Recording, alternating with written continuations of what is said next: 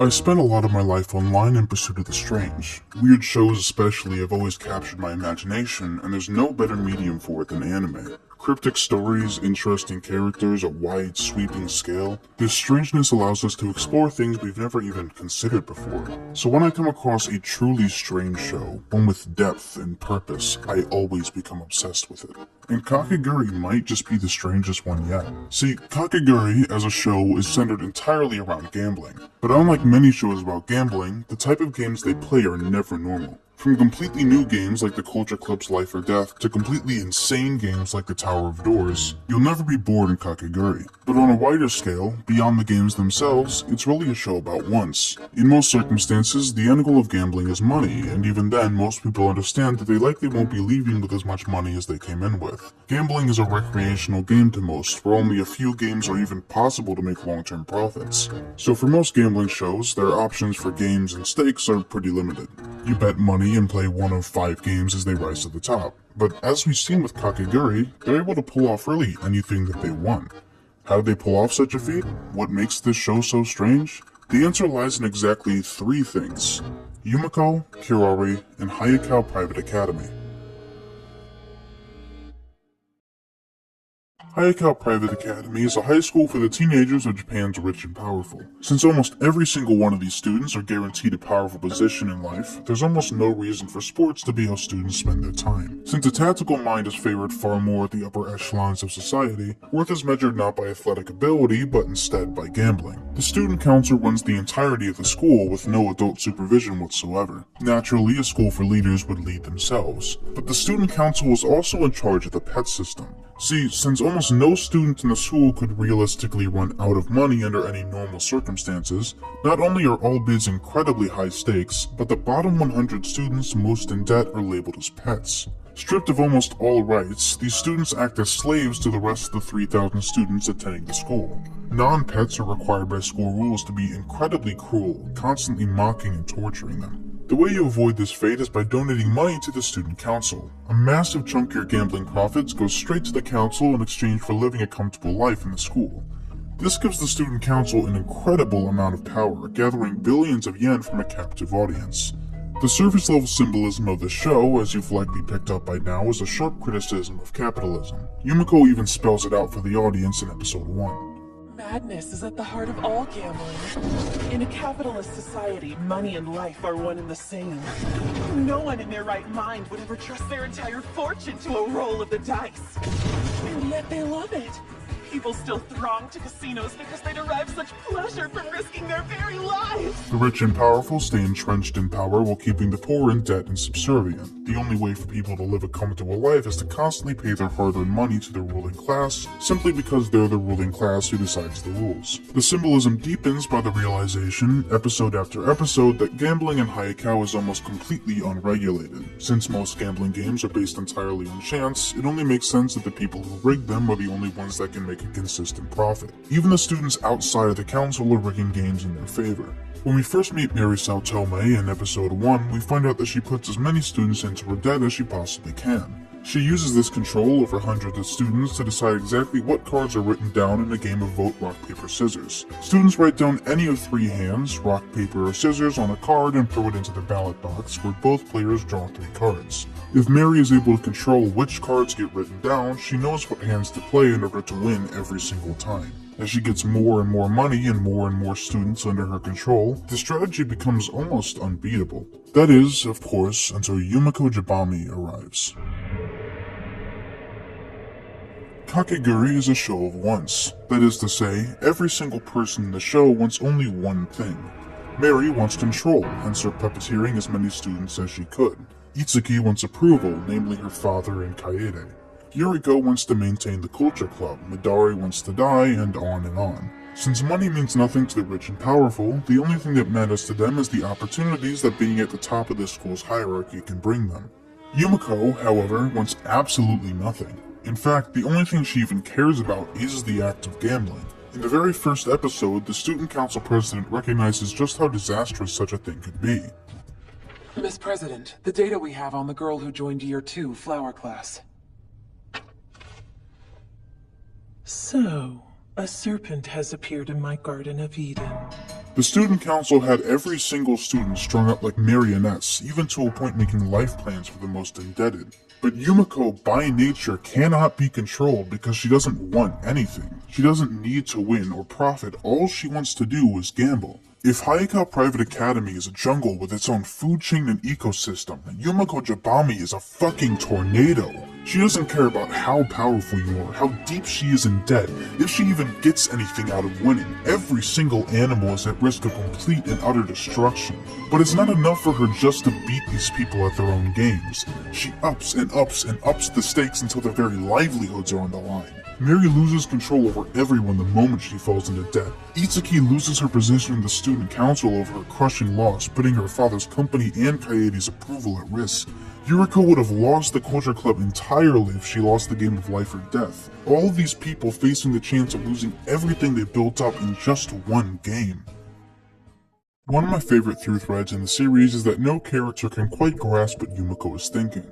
Yumeko, even after getting more than enough money to pay off her debts and stop being a pet, still hangs on to the title because of the official match. Alright, pets get to challenge any one person. For 2 episodes straight, the whole school is clinging on to this idea that Yumeko's gonna challenge the student council president to take over and destroy the pet system. But if you've been paying attention as a viewer, you would already know that she would never do such a thing. She doesn't want to challenge the status quo, in fact she absolutely loves it. So when she instead challenges Kaede to a match and he refuses, she decides to use her one official match against him to the dismay of Itsuki and everybody else. And even though that one was pretty obvious, it's still pretty difficult to understand what Yumeko is thinking most of the time. One thing you may notice throughout the series is that we never once hear the thoughts inside of her head. Every episode in the series is either told from the perspective of Yumeko's opponent or Mary, Itsuki, or Ryota. This complete blindness to what's going on in Yumeko's head calls into question everything she says and does in the series. Nearly every time she shows any emotion other than cheerfulness, it's almost always to win a gamble. She begs Mary and Itsuki to play one more game where she destroys them, insults Yuriko's honor to make her bet way more money than necessary, and enlists Itsuki to put on a show for Kaede to goad him into putting everything on the line. Every emotion she displays is a complete and utter farce, except for when it comes to the thrill of gambling. Admittedly, my least favorite part of the show is by far how horny it is. It's uncomfortably, intensely sexual sometimes, but unlike most anime who only do it for fan service, it does actually have a kind of point here. The only time Yumeko feels anything is when she forces herself and her opponents to put everything on the line. That thrill is the dragon she constantly chases in the series, so naturally, every time it happens, she gets really into it. The only other genuine emotion she displays in the series is an almost comical hatred for Midari. She has absolutely no problem with cheaters, which is great since the series is full of them. She considers losing to cheaters the fault of the person being cheated for not catching on. In fact, the mere act of gambling with someone she considers a bonding experience, wanting to become friends with anyone she's gambled with in the past, cheaters and all. But Midari is different. Instead of cheating to win, she tried to read the game in order for herself to lose. Midari is an interesting character. She's the head of the Beautification Club, essentially the school's police force for anyone trying to oppose the council. Our first real encounter with Midari shows her challenging that one asshole guy to a game of Russian roulette, before very quickly escalating things even further. It's clear from the get-go that Midari has a bit of an obsession with death. However, when Yumeko doesn't seem fazed by it, even thanking her for the help, Midari becomes obsessed with Yumeko. After the ass guy gets his whole kicked in the game of Indian poker, Midari challenges Yumeko to a very special game. 2 revolvers are loaded with as many bullets as each person wants and deposited into the table. Each person tries to guess the order in which the dealer placed down the cards. The winner gets one of the 2 revolvers at random and fires 1 shot at their opponent.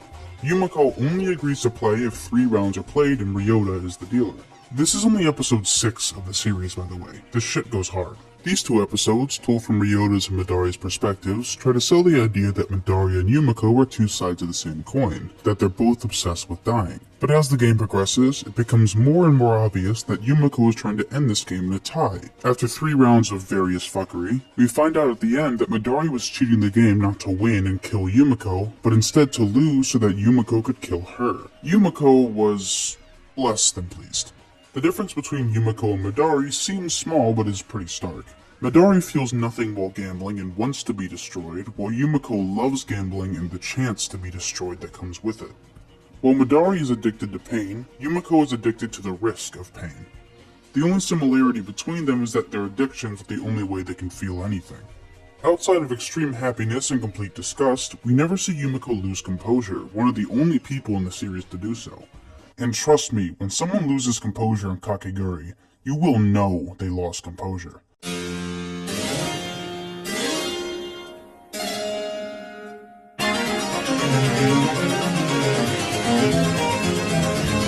The animation in Kakegurui is insanely impressive.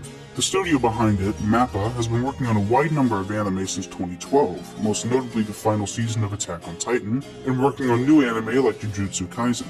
Without paying much attention, outside of the grander moments of the show, it looks like a pretty regular anime.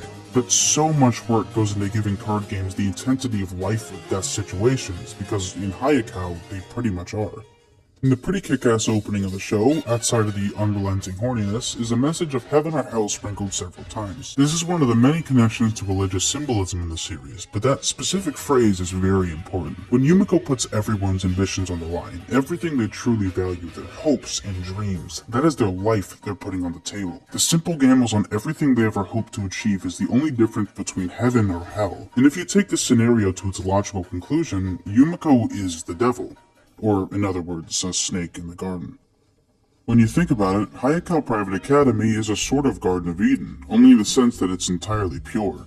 It's without restrictions or limitations. The strong prey on the weak by any means necessary. Even a school composed entirely of big fish still finds its way to a natural hierarchy. If you remove morality from the question, it's a place entirely separated from the complexities of the outside world, a pure ecosystem driven entirely by your abilities as a gambler. Yumeko's arrival to Hayakao threatens to expose these students to the forbidden fruit, gambling for the sake of gambling. But there is one very important difference between the biblical garden and the one we see in the show. The difference is that in Kakegurui, God and the devil are one and the same. Kirari, the student council president, is the perfect antagonist for the show. Kakegurui would warrant a good enough review if the president was someone like Kaede, cold and calculating as an opposite to Yumeko's compulsion and chaos. But instead, Kirari is ethereal. Her face almost never deviates from mildly amused. Her skill at gambling is absolutely crushing, beating the former student council president the moment she transferred.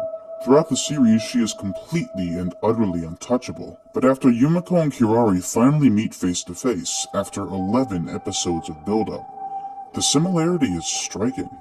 They completely and perfectly understand each other.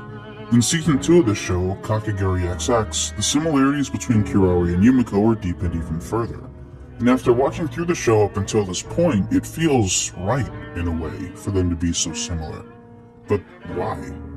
Kirari at first glance seems like a foil to Yumeko, the person with absolute power, completely untouchable and unaffected by anything that comes her way.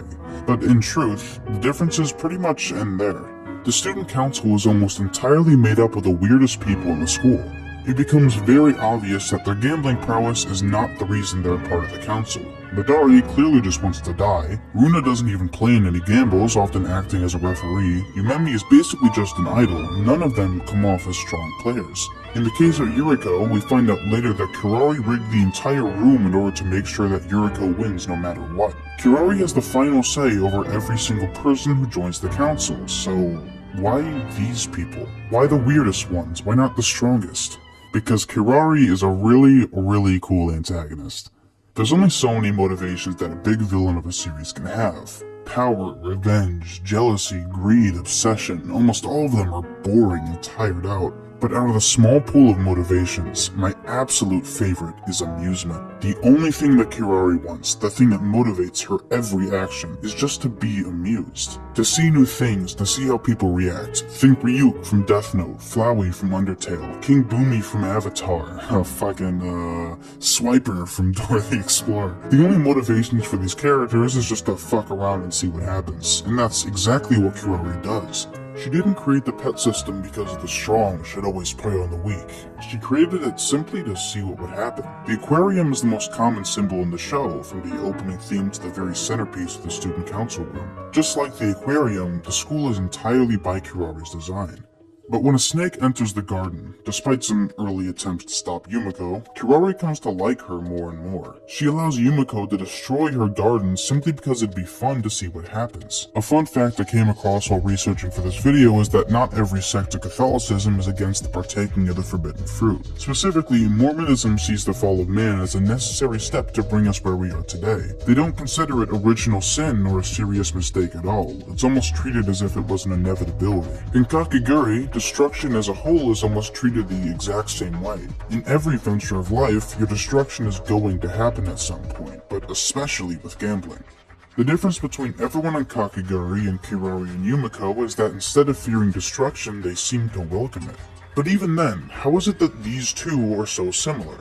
Well, think of it this way. They're often represented specifically through the symbolism of mirrors. When cartoon characters enter a mirrored world, everything is opposite, but personally I don't think that's quite right. Even though your surroundings are opposites, there's no doubt in your mind that when you look into a mirror, you're staring at yourself. Kirari and Yumeko are one and the same in opposite circumstances. We get very little backstory for Kirari and Yumeko, but we get enough to paint a picture. Both are born into the Momobami clan. Kirari was born into the Momobamis themselves, the heads of the 100 devouring families, and very quickly found herself in charge of the entire clan. Yumeko Jabami was born into a small branch family with next to no power, to the point where most of the clan had no idea she even existed. Kirari immediately found power in the school and created the pet system, while Yumeko transfers to Sayaka with absolutely nothing, specifically because of a gambling system in place. Every character in the series is constantly and relentlessly confused by both, because both Kirari and Yumeko, in the end, simply want to be amused. Kirari doesn't actually seem to care much for power, and only retains it because it lets her see new things, those supernovas that fascinate her so much, to see people be beautifully destroyed. But as Yumeko points out, both of them will eventually risk it all and be met themselves with complete and utter annihilation. The only reason to Yumeko that seeing others destroyed is entertaining is because you're risking that chance yourself. So naturally, in the final episode of Season 1, Yumeko and Kirari leave their entire beings up to chance. The tarot card game is a change from the manga, but I feel it's absolutely perfect for the climax of Season 1. Naturally, putting everything up to fate would warrant cards that divine the future. Kirari and Yumeko completely disregard the chance at profit and instead put their lives on the line. That is to say, the loser has to leave Hayaka Private Academy for good. Each would lose their paradise, leaving everything up to fate. This is the first and basically only episode to speak on the concept of fatalism. Every card represents some value of points, and depending on which direction it faced, would either take away or add points to the total. If it came out negative, Kirari would be the winner, and if it came out positive, Yumeko would be the winner. But the really interesting card is the Fool. While cards 1 through 21 simply gave point values, the Fool, 0, would instantly win or lose you the game. In any other show, this card would be the deciding factor. Our brave protagonist would believe in the heart of the cards, putting everything on the line and coming out with fate squarely on their side. On turn 1, Yumeko draws the Magician upright, gaining her 1 point. After a long speech about the idea of fate, Kirari draws the world upside down, taking the total from +1 to -20. Ryota is the last person to draw, effectively sealing the fate of whoever the points side with. The twist is that Kirari marked a card. The only card she was shown to touch was the Fool, but she didn't draw it on her turn, nor did Yumeko, who undoubtedly saw it. Ryota, in this moment, the one that will decide whether or not Yumeko will stay or leave forever, finally realizes what it is Yumeko wants. He actively decides not to draw the marked card, and instead picks a card completely at random. He, instead of the Fool, draws Judgment upright, putting the total at exactly 0. Fate decided that the sides of the mirror are completely equal, one and the same. The marked card is never revealed, keeping us completely in the dark as to whether or not she actually marked the Fool or some other card. But to be honest, considering everything, there's no doubt in my mind that she did, in fact, mark the Fool, leaving complete destruction up to the chance of another person. Seeing her own supernova might be the only thing that she has a desire to see anymore. But neither Kirari nor Yumeko drew it. It'd kill the magic to be the one that pulls the trigger on yourself, after all.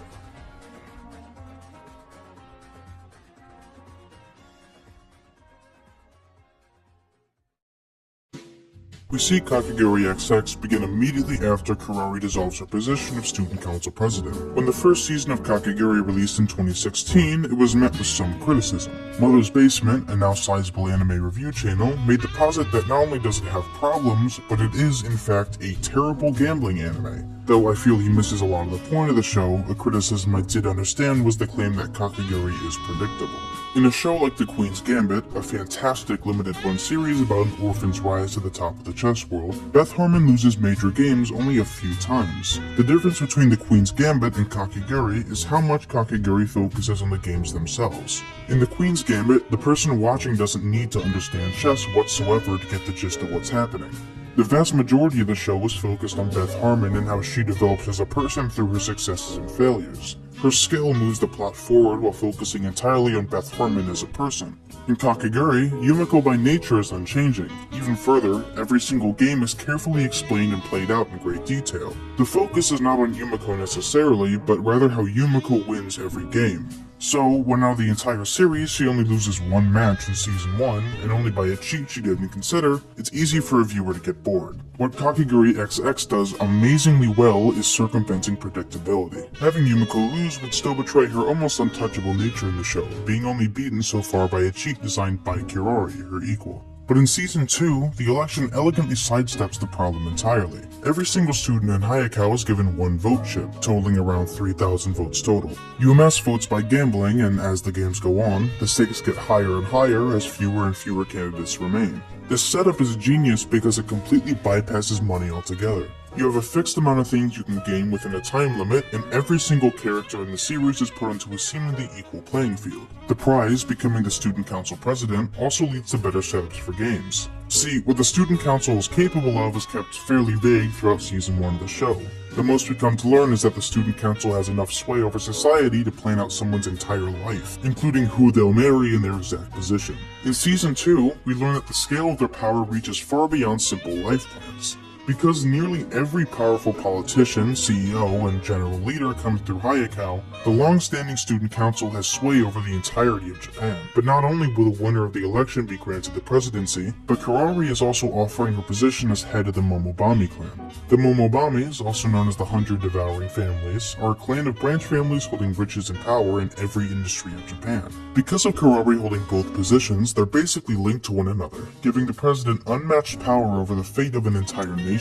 We come to learn pretty quickly in Season 2 that every branch in the Momobami clan absolutely despise Kirari for her reckless abandon. Because of this, a whole new group of representatives from the branch families transfer to Hayakawa to take a shot at the throne. This new cast of characters brings a whole new life and much higher stakes to the series. Instead of money and dreams on the line, within the first episode people's fingers are in guillotines. It's clear immediately that the Momobamis are willing to maim and murder for the power that comes with victory. I also love how distinct most of the characters are. The brilliance of having both the protagonist and antagonist of the series be unyielding forces of change is that a massive amount of time that would be dedicated to character development for them can instead be spent on every other character in the series. Since we never hear the thoughts going on in Yumeko's head, we get to see things from the perspective of both Yumeko's friends and opponents. We come to understand their wants, hopes, and dreams, as well as everything that's on the line for them. If any other series had a yumemite, I guarantee you that I'd forget them within a week.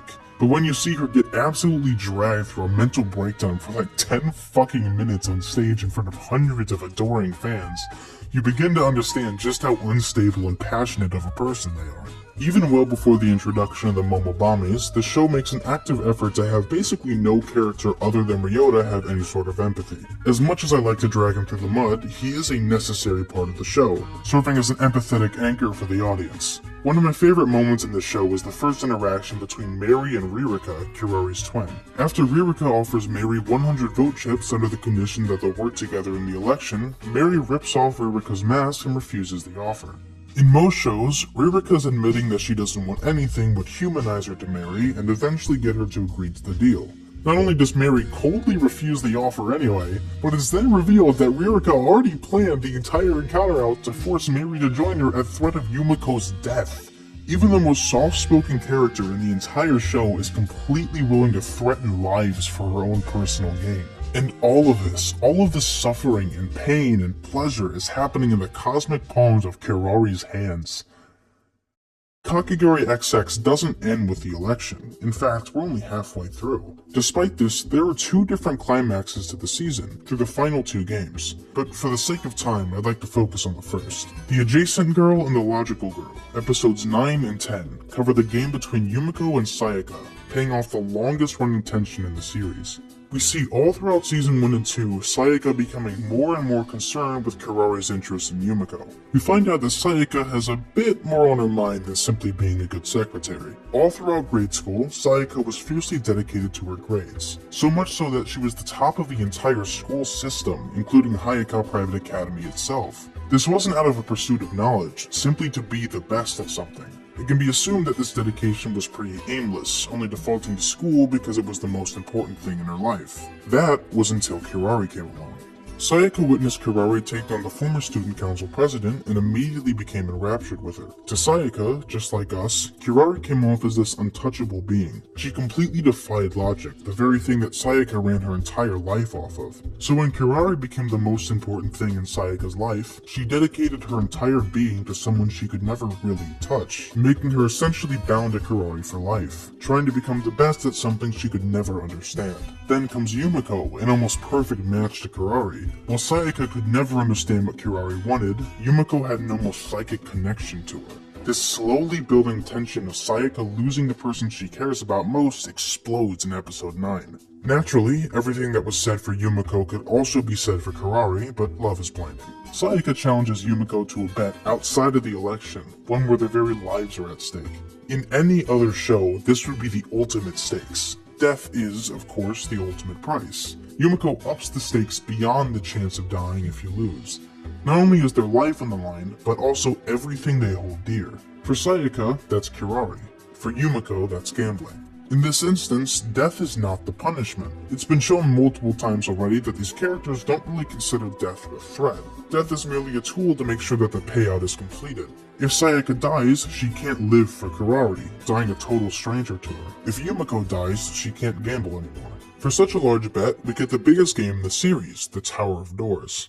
The Tower of Doors is a 5-story tower made only for the sake of gambling. The goal is to go from the top to the bottom, then back up again. Each player solves problems of varying difficulty, trying to solve the fastest way back down and up the tower to reach the end as fast as possible. The tower in its entirety was designed by Kirari. Unlike any other game in the series, this is a pure structure and game made completely and only for the sake of gambling, to the extent that it functions as a double for Kirari's mind.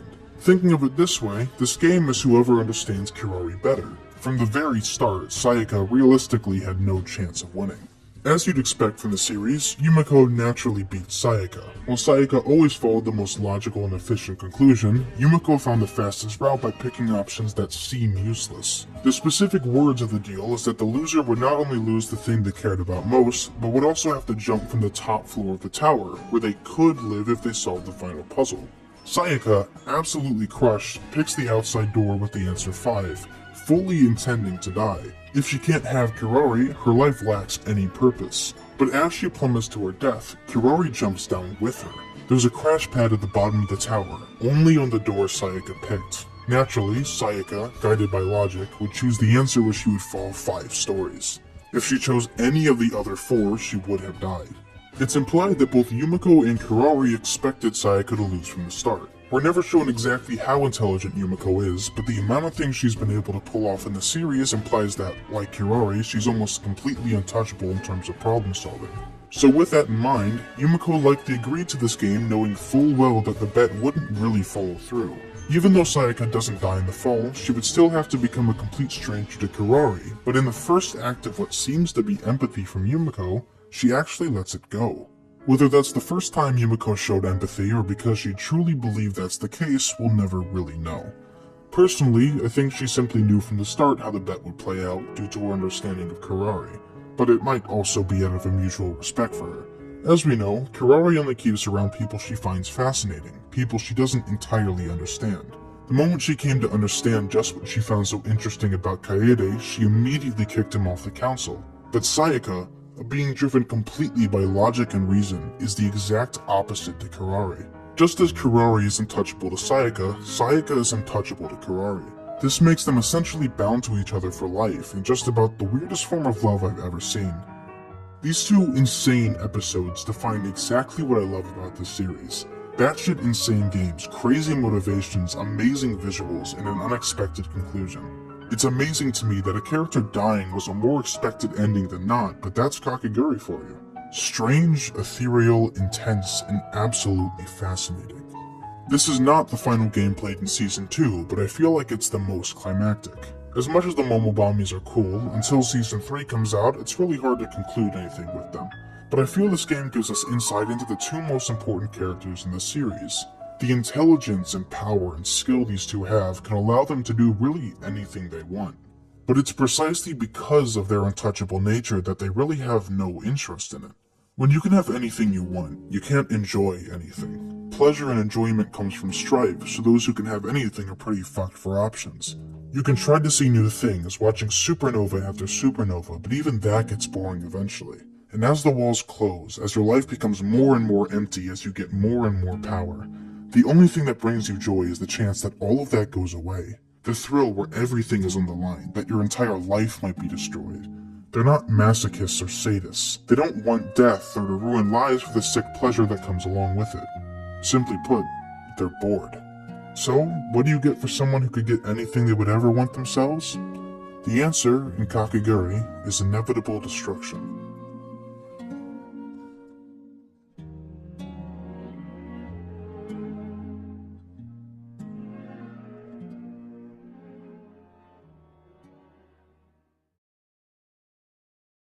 Hello again. It's been like a month since I've uploaded like an actual video, right?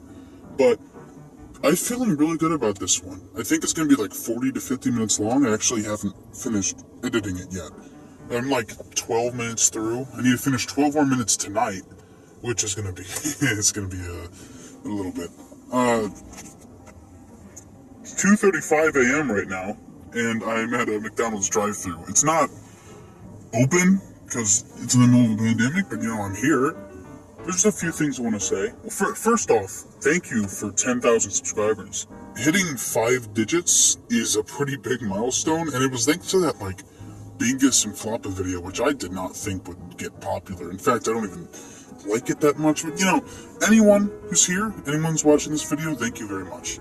Also, I'd like to thank the Kakegurui Discord. Normally when I enter a Discord for an anime or a show or a game, people are just very weird and standoffish and unresponsive, but everyone in that Discord is super nice. Jesus Christ. I mean, when you post something in one of those Discords normally, you just get fucking nothing. Nobody responds to you, they ignore you, or that channel's dead and has been dead for months. But Kakegurui, for some reason, it's an active community full of people who also want to discuss the show. Especially the users JS and Beanie Boo, thank you so much. If you're watching this video, you helped out big time. I got a new job. I've been jobless for around a month because I quit my old one. But I found a new one at a different convenience store, which is supposed to be better. I hope. I'm gonna have to shave my beard for it, which kind of sucks because I think I look like a fucking 12-year-old without it. But hey, that's life. All I need to do is, get enough money off YouTube to abandon my job, which is going to be so easy. I didn't really plan to say this, but if you want to pitch in some money to my Patreon a little bit, that'd be pretty good if you wanted to do that. Anyways, I've been speaking for 3 minutes and 30 seconds, and I'm kind of scared that some person's just going to pull up to me along in the drive-thru. So, I'll see you guys next time, in 5 months. Bye.